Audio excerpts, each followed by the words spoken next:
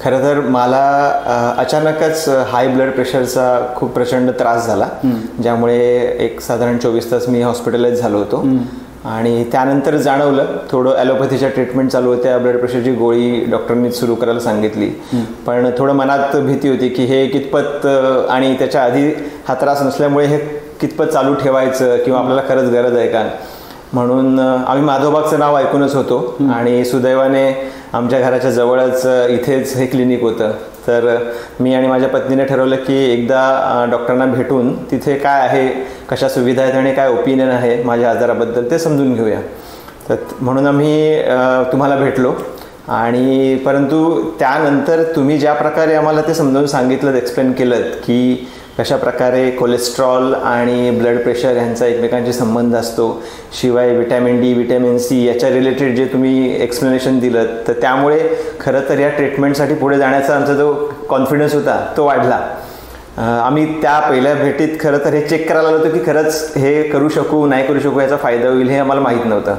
पण तिथून मग तुमच्या सल्ल्याने आम्ही पुढे ही ट्रीटमेंट सुरू केली. त्यात HTN हायपरटेन्शन थेरपी आणि EPT थेरपी हे तुम्ही सजेस्ट केल्यात 2, आणि त्या अल्टरनेट चालू केल्या. साधारण आता 1-2 महिने त्या सुरुवात जेव्हा झाली त्याला 2 महिने झाले असतील. अगदी चांगली गोष्ट, महत्त्वाची गोष्ट म्हणजे तुम्ही जे डाएट सजेस्ट केलं आणि त्या डाएटमुळे माझ्या वजनामध्ये जो फरक पडला, म्हणजे सुरुवात माझी, मी आधी तर 80 किलो होतो, पण या आजारापणामुळे थोडंसं 2 किलो कमी होऊन 78 किलो आलो होतो. पण तिथून जो प्रवास सुरू झाला आत्ता 71-72 असं स्टेबल वजन झालेलं आहे.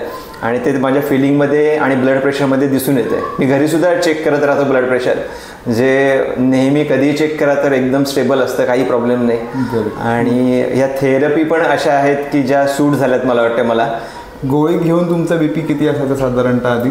गोळी घेतल्यानंतर पण ते फ्लक्च्युएट होत असायचं. म्हणजे गोळी घेतल्यानंतर रात्री झोपलं वगैरे तर तेव्हा 125, 130 आणि 80-85 असं व्हायचं. पण मेन टाईम 140, 90, 140-90 हा ॲव्हरेज असायचा. आता 2 महिने झाले आपण गोळी पूर्ण बंद केली तुम्ही. हो. आणि आता BP कसा असतो? आता BP 120 आणि 80, 75, 115, 75 ह्या रेंजमध्ये क्लिअर असतो. आणि वजन फिक्स 71-72 ह्या रेंजमध्ये. 80-78 वरून आपण 71ला आलोय.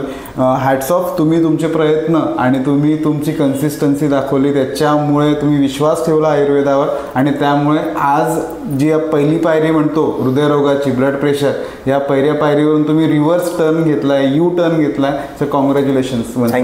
थँक्यू.